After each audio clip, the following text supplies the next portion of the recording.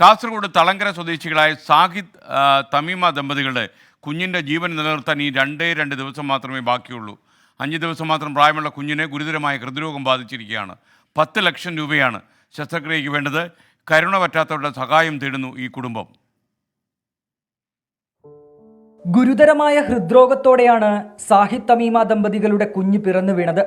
അടിയന്തര ശസ്ത്രക്രിയ ആവശ്യമാണെന്ന് അറിയിച്ചതോടെ കണ്ണൂരിൽ നിന്ന് കോഴിക്കോടുള്ള സ്വകാര്യ ആശുപത്രിയിലേക്ക് മാറ്റുകയായിരുന്നു. വെന്റിലേറ്ററിന്റെ സഹായത്തോടെയാണ് കുഞ്ഞിന്റെ ജീവൻ നിലനിർത്തുന്നത്. 2 ദിവസത്തിനുള്ളിൽ ശസ്ത്രക്രിയ നടത്തണമെന്നാണ് ഡോക്ടേഴ്സ് അറിയിച്ചത്. എന്നാൽ ഇതിനാവശ്യമായ 10 ലക്ഷത്തിലധികം രൂപ എങ്ങനെ കണ്ടെത്തുമെന്ന് ഈ കുടുംബത്തിനറിയില്ല. ഈ 4-6 അടുത്ത് കളയാണ് ഡോക്ടർ പറയുന്നത്. അപ്പം നല്ലൊരു എമൗണ്ട് വേണമെന്ന് പറയുന്നത്.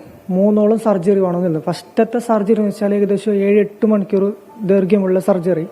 ഇനി സമയമില്ല, 2 ദിവസത്തിനുള്ളിൽ ചെയ്യാനാണ് ഡോക്ടർ പറഞ്ഞത്. ഇപ്പോൾ കുട്ടിക്ക് ബ്ലീഡിങ് ഉണ്ട്, ലെൻസിൽ ബ്ലീഡിങ് ഉണ്ട്.